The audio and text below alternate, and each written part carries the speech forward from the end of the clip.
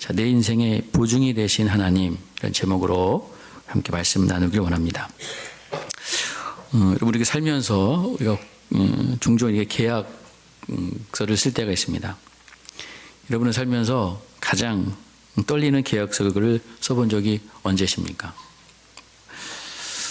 보통 우리가 이제 계약서를 쓰는 경우는 일반적으로 우리가 집을 마련할 때, 아마 여러분 처음 집을 마련했을 때 우리가 부동산에 가서 도장을 찍을 때 참 이렇게 떨리면서 그 도장을 찍지 않았나 이런 생각을 해보게 됩니다. 우리가 그 계약을 맺고 어쨌든 수억 원이 오가는 그런 계약서를 이제 쓰잖아요. 근데 여러분, 그것을 계약서를 쓰고 우리가 집으로 돌아올 때 보면 물론 한편으로는 참 기쁘고 벅차지만 또 한편으로는 좀 답답한 마음이 들 때도 있을 거예요. 왜냐하면 정말 저 집이 내 집이 되는 게 맞나? 혹시 요즘에 뭐 사기도 많잖아요. 혹시 이게 잔금 못 치르면 어떡하지? 종종 우리 성도들에게 기도 부탁을 받을 때 집을 사기 전에 기도를 부탁하시는 분들은 제가 못 봤어요. 꼭 집을 사고 나서 계약을 하고 나서는 목사님 기도 부탁합니다. 뭐 이 집이 팔려야 되고요, 뭐 대출을 받아야 되고요. 꼭 그러고 나서 기도를 부탁하더라고요. 마음이 편한 게 아니에요. 그죠? 걱정의 꼬리를 이렇게 물고 있죠. 그래도 우리에게 필요한 게 뭘까요? 그죠? 뭐 중개인들 보면 좀 말씀이 얼마나 화려합니까? 그러다 우리가 사기를 당하는데요. 중요한 거는 때로는 확실한 대출 승인서가 있어야 되겠고, 또 어떤 일이 생겨도 정말 뭔가 확실한 어떤 보증, 보증인 이런 것들이 더 필요할지 모르겠어요. 오늘 이렇게 성경 말씀을 우리가 읽었는데 이제 아브라함도 지금 하나님과 아주 어마어마한 계약을 맺고 있는 거예요. 하나님께서 이제 아브라함에게 별처럼 많은 자손을, 그리고 내가 이 가나안 땅을 너에게 다 주겠다 이렇게 약속하시잖아요. 그러니까 아브라함이 이런 상황 속에서 하나님께 묻고 있는 거죠. 그걸 우리가 어떻게, 뭘로 쉽게 말하면 보증해 담보가 뭡니까? 이렇게 하나님 앞에 질문하는 내용이 오늘 본문의 이 내용이라고 볼 수 있어요. 그렇죠? 말뿐인 약속이 불안하거든요. 그러나 아브라함에게 하나님께서는 화를 내시는 것이 아니라 아브라함과 이제 계약을 맺게 하시는데, 저 뒷부분에 보면 하나님께서 이제 당시 아주 무시무시한 계약 방법, 쪼갱 고기로 제사를 드리는 이 계약을 이제 하나님께서 아브라함에게 준비시키고 있는 내용이 바로 오늘 우리가 읽은 15장 말씀입니다. 자, 근데 오늘 15장 1절에 보면은요, 이후에, 그죠? 1절에 이후에 여호와의 말씀이 환상 중에 아브라함에게 임하여라고 시작돼서 이후에. 그러니까 여러분, 이후에라는 말이 나온다는 것은 지금 이 말씀이 앞의 상황과 연결된다는 말씀이죠. 도대체 앞에 14장에 아브라함에게 어떤 일이 있었을까? 어떤 일이 있었기 때문에 하나님께서 환상 중에 그에게 나타나신 걸까? 창세기 14장 말씀은 성경에 기록된 아주 최초의 국제 전쟁이 기록되어 있어요. 당시 메소포타미아 지역의 패권자였던 엘라망 그돌라오메를 중심으로 해서 4개국이, 그러니까 부족이죠. 당시에는 부족 국가였으니까 이제 연합군을 맺고요. 사해 근처에 있는 5개 부족이 이제 연합군을 맺어서 이제 전쟁을 치르는 내용이에요. 이건 단순하게 부족 간의 싸움이 아니라 당시의 세계관으로 봤을 때는 쉽게 말하면 세계 대전이라고 당시에 우리가 이렇게 한번 상기해 볼 수도 있을 것 같아요. 자, 근데 이 싸움에서 이제 사해의 그 5개의 연합군이 패합니다. 그 와중에 그죠, 소돔에 살고 있던 아브라함의 조카 롯도 거기에 이제 피해를 당해서 재산도 다 뺏기고 또 포로로 잡혀가게 됐어요. 이 소식을 아브라함이 이제 듣고, 자, 아브라함이 망설이지 않습니다. 자신의 집에 길려지고 훈련된 318명의 그 가신들을 이끌고 이제 구하러 가는 거예요. 전쟁에 참여합니다. 당시 아브라함이 살고 있었던 곳이 바로 헤브론인데 거기서 단까지 약 200km가 넘는 먼 거리를 단숨에 달려가고 아주 매우 험난한 지형이에요. 자, 그래서 아브라함이 밤에 기습 작전을 펼쳐서 기적적으로 그 연합군, 강력한 연합군을 격파합니다. 그래서 이제 조카 롯 그리고 모든 재산들을 되찾아오는 그런 대승을 거두게 됐어요. 이 전쟁을 마치고 이제 아브라함이 이제 돌아오는 길에 두 명의 왕을 만납니다. 한 명의 왕은 누구냐면 바로 살레만 멜기세덱이었어요. 이 멜기세덱이 떡과 포도주를 가지고 나와서 아브라함을 축복했습니다. 그렇죠? 그러면서 아브라함, 이 승리는 내 힘으로 된 것이 아니다. 누가 도와주신 거다? 하나님께서 너에게 승리해 주신 것이다. 아브라함이 이제 그 멜기세덱 왕에게 전리품의 10분의 1을 드립니다. 이게 성경에 나오는 최초의 11조예요. 이 모든 것이 다 하나님의 것입니다. 승리는 하나님의 것입니다. 고백한 거죠. 그 다음에 이제 소돔 왕이 등장하는 소돔 왕이 아브라함에게 제안을 해요. 자, 네가 이제 구출해온 사람들은 어쨌든 내 부족 사람들이니까 내게 보내고 네가 전쟁에서 가지고 온 그 전리품들 내가 다 가져라. 당시 관습으로 봤을 때 그 전리품은 전쟁에서 승리한 자의 몫이 맞습니다. 그 전리품을 아브라함이 가져간다면 물론 지금은 아브라함은 그래도 넉넉한 부자였는데 엄청난 부자가 될 수 있는 기회였죠. 근데 아브라함이요, 이 소돔 왕의 그 호의를 단칼에 거절합니다. 천지의 주제이신 하나님께 맹세하노니 내가 나중에 내가 아브라함을 부자로 만들었다라고 하는 그 말을 나는 들을 수가 없다. 아브라함은 그 세상의 보상이 아니라 하나님께 영광, 하나님의 어떤 자존심을 택한 그런 사람이었어요. 자, 이 엄청난 전쟁의 승리로 인해서 아브라함은 당시 이제 어떻게 보면 참 전쟁의 영웅 같은 존재가 되었습니다. 아브라함은 믿음의 영웅, 전쟁의 영웅으로 우떡 서게 되는 그런 과정이 바로 창세기 14장에 이제 기록되어 있어요. 자, 근데 여러분 이제 이런 찬란한 그런 승리를 한 이후에 그 당당했던 그죠 이 영웅 아브라함이 이제 장막으로 돌아왔을 때 그게 이제 이렇게 혼자 이렇게 장막에 있는데 아마 그의 영혼에 어떤 찬바람이 싹 불기 시작했던 것 같아요. 우리 한번 상상해 보십시오. 지금 전쟁에 나가서 아주 승리하는 그 어떤 흥분, 그 흥분이 이제 사라지고 있고 그런 장막에 이제 혼자 앉아 있을 때 아브라함이 이제 문득 이렇게 생각을 한 거예요. 내가 이렇게 지금 전쟁을 승리하고 왔고 했는데 내가 이게 잘한 걸까? 왜냐하면 지금 아브라함이 거대한 연합군하고 전쟁을 치렀잖아요. 근데 혹시 그들이 재정비해서 다시 복수하기에 자기를 쳐들어오면 어떡하지? 지금 내 실력으로 그들을 막을 수 있을까? 이런 걱정이 이제 밀려오는 거죠.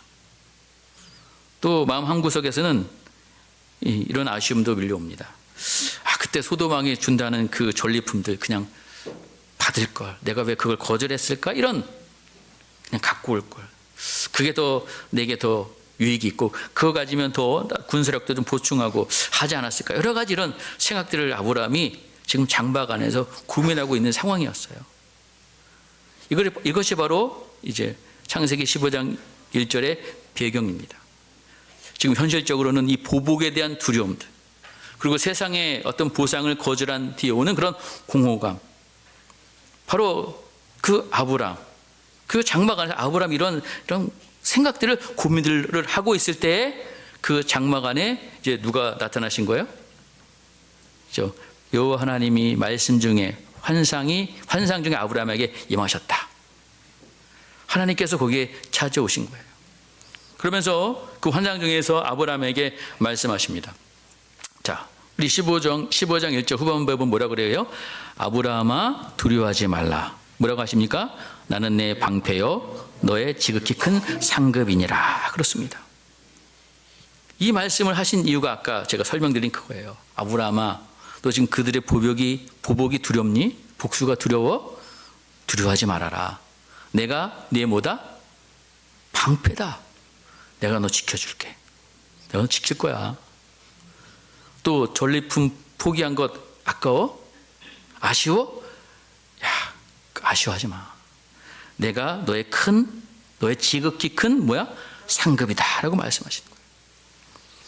그러니까 이 전쟁 때문에 고민한 아브라함에게 방패라고 하시고, 이 전리품 거절 때문에 좀 고민했던 아브라함에게 상급이라고 말씀하시는 거예요. 자, 여러분, 우리가 인생을 살다 보면 참 이상한 순간을 마주할 때가 있어요. 분명 하나님께서 하나님으로부터 약속을 받았습니다. 기대를 품고 우리가 기도를 막 시작합니다. 근데 현실은 전혀 엉뚱한 방향으로 흘러가는 그런 상황이 만날 때가 있어요. 상황이 점점 나아져야 되는데 점점 뭐요? 꼬여가고 희망의 빛은 점점 꺼져가는 그런 길 터널을 홀로 걷는 그런 상황 같은, 그런 것 여러분 느껴보신 적이 있을 거예요. 지금 본문에 등장하는 아브라함이 바로 그런 마음이었습니다. 우리가 창세기 12장에 보면 하나님께서 아브라함에게 가슴 벅찬 약속을 주셨습니다. 우리 창세기 12장 2절 말씀 우리 한번 볼까요? 시작. 내가 너로 큰 민족을 이루고 내게 복을 주어 내 이름을 창대하게 하리니 너는 복이 될지라. 자손, 땅, 그리고 복이 된다. 엄청난 약속을 하나님께서 아브라함에게 주셨어요. 이 약속을 듣고 아브라함이 그저 정든 고향 친척 아버지 집을 떠나서 어디로 가야 될지를 모르면서 그 길을 떠났습니다. 그 뒤로 세월이 많이 흘렀어요. 이제 아브라함의 나이가 75세에 우리가 보통 떠났다고 얘기하는데 지금 아브라함의 나이가 벌써 85이 되었습니다. 아브라함의 아내 사레는요, 이제 지금 아이를 생산할 수 없는 그런 상황이었어요. 삶의 어디를 둘러봐도 이 하나님의 약속이 실현될 것 같지 않은 거예요. 자녀의 그림자조차도 보이지 않는데, 전쟁에서 승리하고 재산이 늘었을지 모르겠지만 지금 아브라함의 마음 한 구석은 늘 텅 비어 있는 겁니다. 그때 하나님께서 한장중에 나타나서 아브라함을 다독인 거예요. 아브라함아, 두려워하지 말아라. 나는 내 방패고 너의 지극히 큰 상급이라. 참 놀라운 위로를 하나님께서 이렇게 아브라함에게 해 주시는 거예요. 지금 아브라함의 마음을 쫙 꿰뚫고 보시면서 그의 불안을 어루만져 주고 계신 겁니다. 자, 이렇게 하나님께서 따뜻한 위로의 말씀을 해 주시는데 지금요, 아브라함의 반응이 조금 의외의 반응을 보이고 있어요. 자, 우리 한번 2절 말씀을 읽어볼게요. 시작. 아브라함이 이르되 주 여호와여 무엇을 내게 주시려 하니까 나는 자식이 없사오니 나의 상속자는 이 다메섹 사람 엘리에셀이니이다. 자, 여러분 생각해 보세요. 하나님께서 여러분에게 딱 어느 날 환상이 나타나서 나는 너의 방패다, 너의 지극히 큰 상급이라, 이 말씀 여러분이 들었다면 여러분 어떨 것 같아요? 얼마나 감격스럽잖아요. 기쁘지 않을까요? 하나님 감사합니다. 근데 오늘 아브라함은요, 감격하기보다는 그 마음속 깊이 쌓아두었던 어떤 서운함, 그리고 지금 절망감을 하나님 앞에 쏟아내고 있는 거예요. 그죠? 하나님 감사합니다. 그렇습니다. 알겠습니다. 믿겠습니다. 이게 아니에요. 주여 무엇을 내게 주시려 하나이까. 그러면서 나는 자식이 없습니다. 하나님께 내게 씨를 주시지 아니하였습니다.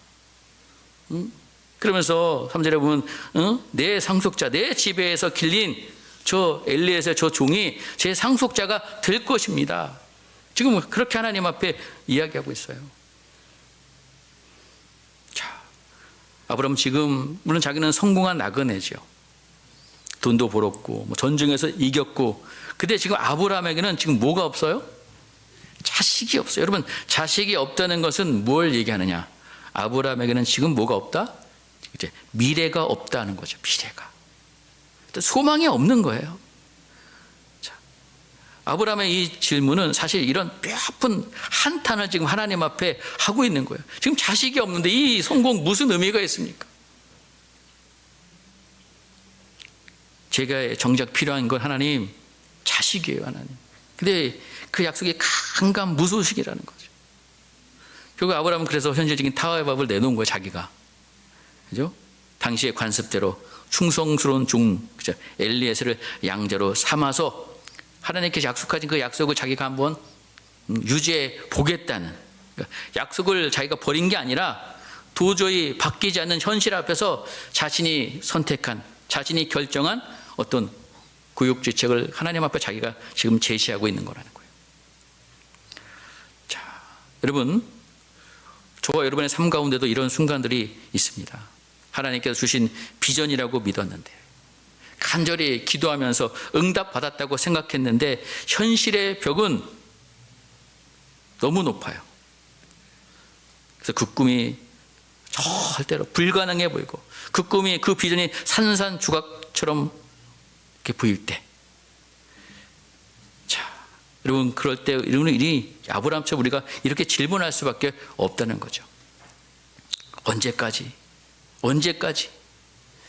자, 오늘 이 아브라함은 이 신앙의 이 고비 속에서 자신의 마음에 갖고 있던 그런 평안이 어떻든 깨어지고 있는 그런 순간이 아닌가, 이렇게 생각해 볼 수 있어요.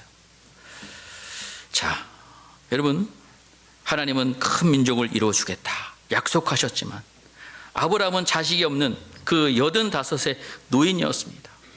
아내는 지금 생물학적으로 아이를 가질 수 없는 상태예요. 아브라함이 단순한 걱정이 아닙니다. 이게 정말 가능한 거예요, 하나님?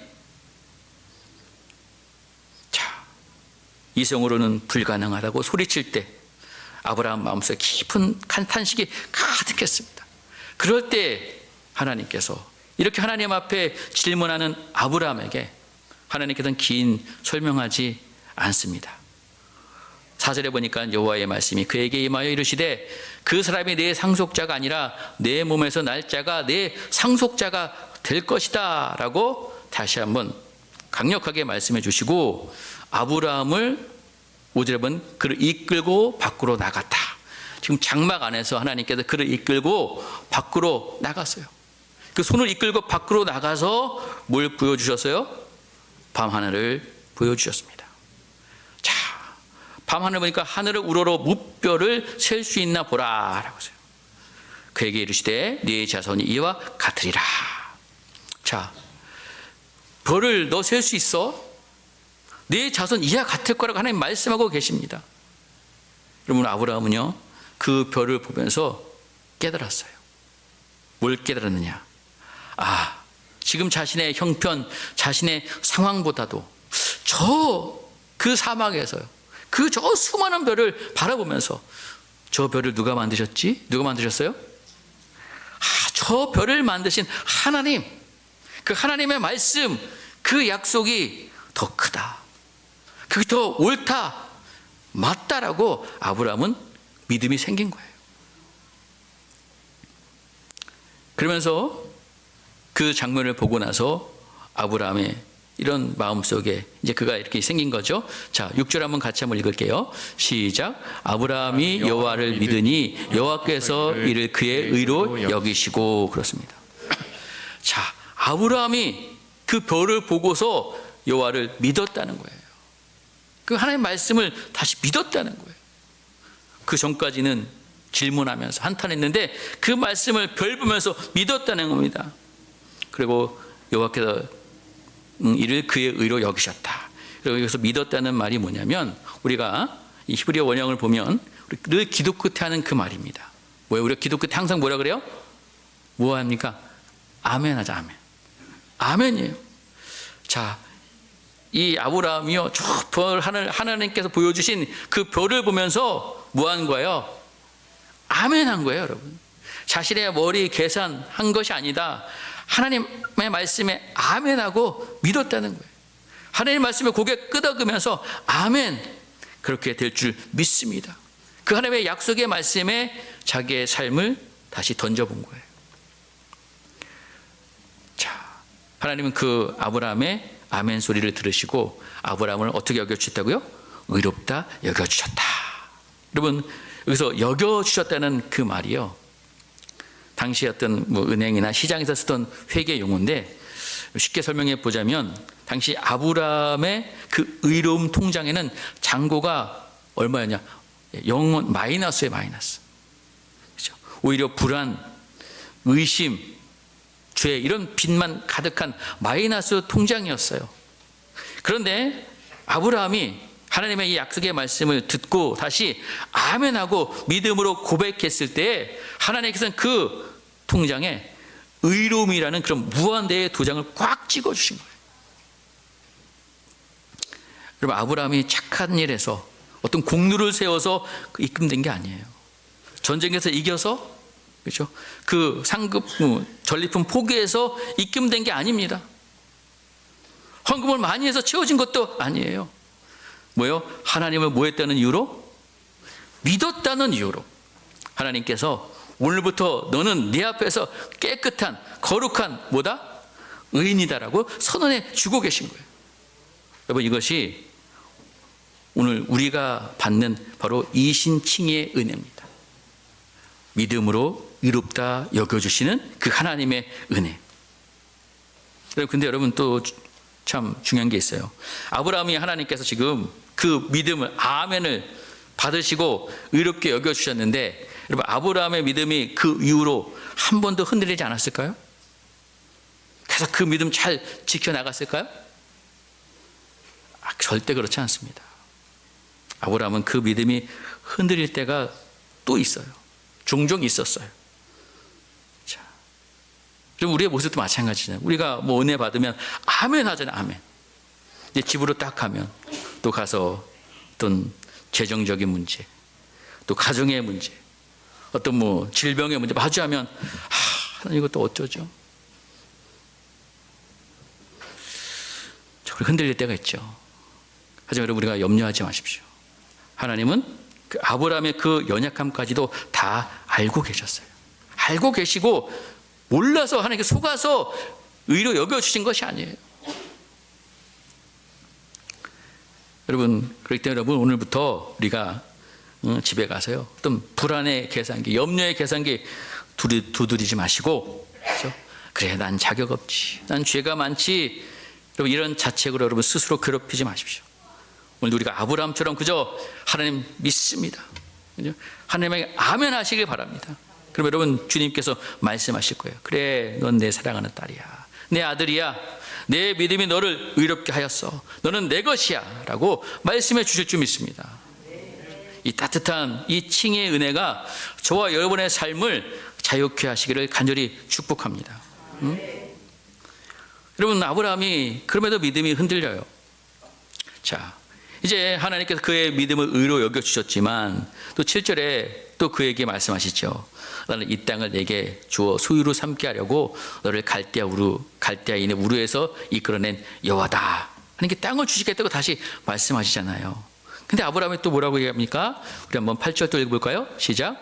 그가 이르되 주 여호와여, 내가 이 땅을 소유로 받을 것을 무엇으로 알리까? 그렇습니다. 아브라함이 또 물어보는 거예요. 주시겠다고 했는데, 그럼 내가 그것을 무엇으로 알 수 있을까요? 어떻게 알 수 있습니다? 알 수 있습니까? 어떤 불안감, 그죠? 어떤 확신, 이런 그런 갈등 속에 하나님 앞에 지금 어떤 확증을 원하고 있는 질문을 던지고 있다는 거죠. 우리도 이럴 때가 있는 거예요. 이 믿음의 여정 속에서 하나님의 말씀을 읽고 우리가 나가지만 때로는 현실 앞에서, 현실의 파도 앞에 우리가 흔들립니다. 과연 이 약속이 내게 유효할까? 그런 의구심에 우리가 사로잡혀요. 그렇죠? 미래에 대한 어떤 불확실성 때문에 이걸 어떡하지? 이게 될까? 우리가 인간적인 한계를 절망하게 됩니다.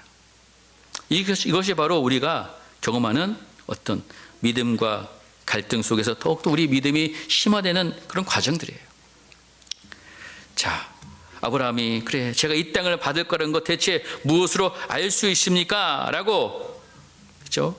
가나안 땅에 대한 어떤 확증을 요구하고 있어요. 우리가 뒤에 쭉 나오지만 여전히 그 앞에는 가나안 사람들이 버티고 있습니다. 현실적으로 보면 정말 막막한 거예요. 아브라함은 정말 인간적으로 솔직하게 하나님 앞에 고백하고 있는 거예요. 하나님에게 약속을 붙잡고 싶은 확증에 대한 갈망을 지금 이 질문을 통해서 하나님께 하고 있는 거죠. 자, 근데 하나님께서 어떻게 반응하시냐? 자, 9절에 보면요, 하나님께서 아브라함에게 말하십니다. 뭘 준비시키냐면 3년 된 암소, 3년 된 암염소, 또 3년 된 수량을, 또 산비둘기, 집비둘기 새끼를 가져와라. 그리고 그것을 쪼개서 놓으라는 거예요. 물론 새들은 쪼개지 않았습니다. 작기 때문에. 아브라함이 하나님께서 시키신 것을 그대로 순종해요. 다 쪼개 놓습니다. 자, 근데 이 시체에 막 이제 술개들이 그것을 막 먹으려고, 그죠? 내릴 때 바라보는 걸 다 이렇게 막 쫓아내요. 자, 근데 이제 시간이 좀 지나서 해가 지는데 아브라함이 깊은 잠에 빠지게 됩니다. 근데 그 깊은 잠 속에서 흑암과 두려움이 그 이제 잠 속에서 그가 이제 경험하게 되는 그런 과정이에요. 자, 그러면서 하나님께서는 또 아브라함에게 또 말씀하십니다. 아브라함에게 13절에 보면은 여호와께서 아브라함에게 이르시되 너는 반드시 알라. 네 자손이 이방에서 객이 되어 그들을 섬기겠고 그들은 400년 동안 내 자손을 괴롭히리니. 우리가 알듯이 그 출애굽의 이야기를 하나님께서 이제 얘기하시는 거예요. 그렇죠? 자, 앞으로 일어날 일, 너의 후손들이 이방에서 400년 동안 종살이를 하게 될 것이야. 그리고 큰 재물을 이끌고 다시 이곳으로 돌아올 것이야. 좀 고통스러운 좀 미래죠. 그러나 하나님께서는 어쨌든 그 말씀을 통해서 하나님의 약속의 성취가 또한 분명하게 제시되어 있는 말씀을 그에게 던져줍니다. 그리고 나서 자, 17절에 이제 이 사건이 벌어지는 거예요. 자, 해가 졌습니다. 어두울 때 연기가 나는 화로가 보이고 타는 횃불이 쪼갠 고이 사이로 지나갔다. 자, 여러분, 이 고대 근동 지역에서 흔히 볼 수 있는 언약 체결 방식을 하나님께서 아브라함에게 요구하셨는데, 이 언약은요, 이렇게 짐승을 쪼개놨어요. 근데 이 두 당사자, 그죠? 계약을 맺는 두 당사자가 이 사이를 지나가면서 맹세하는 거예요. 원칙이. 그래서 만약 그 두 사람 중에 한 사람이라도 이 언약을 어기면 언약을 어긴 사람에게 이런 저주, 짐승이 쪼개진 것과 같은 저주가 임할 것이다 라는 무서운 의식이었습니다. 자, 근데 오늘 말씀에 보면, 자, 여러분, 그 쪼갠 고기 사이로 지금 아브라함과 하나님이 함께 가야 되는데 아브라함은 거기 안 갔어요. 거기에만 누가 가고 있어요 지금? 예, 성경에 보면 연기는 화로가 보이고 타는 횃불이 쪼개고의 사이로 지나갔다라는 것은 이것을 바로 뭘 상징하냐? 바로 하나님이 그곳을 지나가셨다는 거예요. 타는 횃불이 바로 하나님을 상징합니다. 하나님의 임재와 영광을 상징하는 것인데 하나님께서 홀로 그곳을 지나가셨다는 거예요. 왜 홀로 하셨을까? 자, 이것이 무슨 의미냐면 하나님은 아브라함에게, 그죠? 내가 혹시 실패할지라도, 그죠? 여러분, 아브라함은 이 언약을 그의 능력으로 지킬 수 있는 존재가 아니에요. 내가 혹시 실패할지라도 내가 이 언약을 지키지 못하더라도 내가 내 생명을 걸고 이 약속을 끝까지 지키겠다. 그러니까 하나님께서 자신을 담보로 거는 거예요. 아브라함의 행위나 조건이 아니라 오직 하나님의 신실하심에 기초한 일방적인 은혜의 언약이었다는 것을 성경은 우리에게 말씀해 주고 있어요. 그럼 아브라함이 뭐 했습니까? 아무것도 안 했어요. 아브라함은 그냥 잠들어 있었어요. 하나님께서 내가 이 모든 건 내게 주겠다. 만약 내가 이 약속을 어긴다면 짐승처럼 내가 짐승처럼 될 것이, 이 말씀을 하나님께서 하고 계신 거예요. 여러분, 이 언약은 아브라함의 어떤 믿음 행위 때문이 아니라 오직 하나님 자신의 성품과 능력 때문에 이 언약이 유효하다는 것을 성경은 우리에게 말씀해 주고 있습니다. 그리고 우리 구원 역시 마찬가지예요. 우리의 어떤 행위나 노력 때문이 아닙니다. 예수 그리스도의 십자가의 대속으로 우리가 구원을 얻는 거예요. 그것을 믿음으로 말미암아 우리에게 주어지는 하나님의 은혜라는 것이죠. 자, 여러분, 우리는 종종 하나님과의 우리의 관계를 어떤 주고받는 거래로 생각하곤 합니다. 내가 이만큼 기도해야 복 주시겠지. 내가 이렇게 부족한데 나를 사랑하실까? 여러분, 오늘 말씀을 보세요. 아브라함은 잠들어 있었어요. 아무것도 한 것이 없습니다. 하나님 홀로 그 길을 걸어가셨다는 것. 여러분, 이것이 바로 복음이에요. 우리가 여전히 죄인이었을 때, 우리가 연약해 아무것도 할 수 없었을 때에 하나님께서는 독생자 예수 그리스도를 이 땅에 보내셨어요. 우리를 대신하여 십자가에 죽게 하심으로 말미암아 우리를 향한 하나님의 사랑을 확증하셨습니다. 여러분, 예수님께서는 쪼개진 고기 사이를 지나가신 하나님처럼, 아니 그보다 훨씬 더 큰 희생으로 우리의 모든 죄를 대속하시고 우리에게 영원한 생명을 주셨다는 것입니다. 우리의 어떤 행위로 구원 얻는 것이 아니에요. 우리가 행한다고 이것이 유지되는 그런 것 차원이 아닙니다. 오직 예수 그리스도를 믿음으로 말미암아 의롭다함을 받고 우리가 하나님의 자녀가 되는 권세를 누렸다는 것이죠.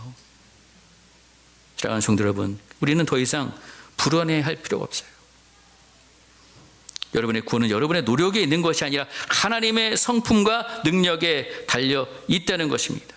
우리가 이 사실을 깨닫는 순간 우리는 이 모든 것이 정말 하나님의 은혜였구나. 우리는 이 감격과 기쁨 속에 살아가는 것이죠. 미래에 대한 두려움, 과거에 대한 어떤 죄책감, 현재 불안에서 여러분 자유로운 우리 성도들이 되시기를 간절히 바랍니다.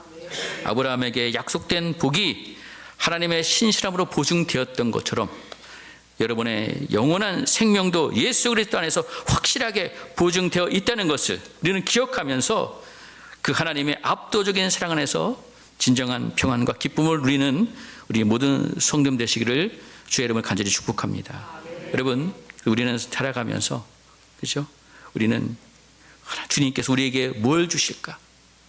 자, 오늘 하나님께서 말씀하십니다. 나는 내 인생의 보증이다.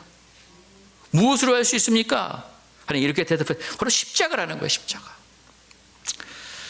자, 오늘 이제 이 놀라운 이 말씀 우리가 통해서 우리가 이 말씀을 듣고 깨달은 우리가 어떻게 살아가야 될까? 자, 여러분, 우리는 불가능한 어떤 현실 속에서, 불가능해 보이는 그런 현실 속에서도 우리는 하나님의 약속을 굳게 믿는 성도들이 되어야 될 줄 믿습니다. 여러분, 눈앞의 상황이 하나님의 약속과 정반대로 흘러갈 때가 있어요. 도무지 길이 보이지 않아요. 답답할 수 있습니다. 하지만 오늘 우리가 기억해야 될 것은 아브라함도 그랬듯이 우리 하나님의 신실하심을 우리는 신뢰하면서 하나님께서 이미 여러분을 위해서 모든 길을 예비하고 계시다는 것을 믿으시길 간절히 바랍니다. 여러분, 그리고 우리가 우리의 의가 아니라 우리는 오직 예수 그리스도의 의를 붙잡아야 됩니다. 나의 열심이 아니에요. 우리가 그리스도의 의를 붙잡아야 되는 거예요. 우리가 의로워지는 것 착해서도 아니요, 자격이 있어서도 아닙니다. 오직 예수 그리스도께서 이루신 그 구원을 믿었기 때문에 우리는 이 사실 앞에서 겸손해질 수밖에 없는 거예요. 내 부족함에 절망하지 마시고 하나님이 이미 여러분을 의롭다고 선포하셨습니다. 그것을 믿어야 될 줄 믿습니다. 또 우리는 이 하나님의 무조건적인 사랑 안에서 우리가 자유해야 돼요. 하나님은 자신의 이름을 걸고 우리와 언약을 맺으셨어요. 이 약속은 결코 깨지지 않는 단단한 반석과 같은 것입니다. 그렇기 때문에 더 이상 죄책감이나 불안감에 우리가 마음 내어주지 마시고요, 그 하나님의 사랑 안에서 마음껏 평안과 기쁨을 누리는 성도들이 되어야 될 줄 믿습니다. 그리고 이제 우리는 그 언약을 의지해서 담대하게 우리는 미래로 나아가야 돼요. 하나님은 아브라함에게 어떤 고난의 시간을 우리 미리 말씀하셨어요. 그죠? 그 400년의 어떤 그런 기간들. 하지만 그 고난조차도 언약을 이루는 과정입니다. 우리의 삶 가운데도 때로는 비바람이 불 수 있고요, 폭풍우가 몰아칠 수 있어요. 그게 다 과정이에요. 우리는 영원한 하나님의 나라의 백성이고 그 소망을 품고 오늘도 우리가 담대히 믿음으로 나아갈 때 우리의 미래는 복된 미래로 하나님께서 예비해 놓으신 줄 믿으시길 간절히 바랍니다. 오늘 우리가 창세기 25장 말씀, 바로 오늘 저와 여러분에게 주신 하나님의 사랑 이야기입니다. 우리 하나님을 우리 인생의 유일한 보증인으로 삼으시고, 그죠? 주님 한 분이면 충분합니다라는 고백을 가지고 이번 한 주도 믿음으로 승리해 나가는 우리 모든 성도님 되시기를 주님의 이름으로 간절히 축복합니다. 아멘.